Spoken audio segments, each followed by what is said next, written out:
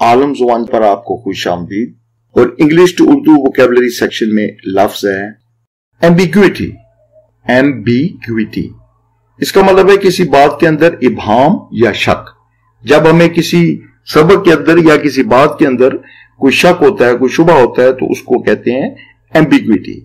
जैसे I hope there is no ambiguity in today's lesson.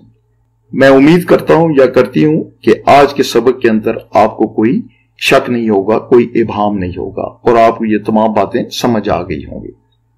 If there is any ambiguity in today's discussion, then clarify it from the manager. अगर आज की बातचीत के अंदर कोई आपको शक है, कोई चीज आप पूछना चाहते हैं, तो वो आप मैनेजर से क्लैरिफाई कर लें या उससे पूछ लें। Clear all your ambiguities about the company before going for the interview.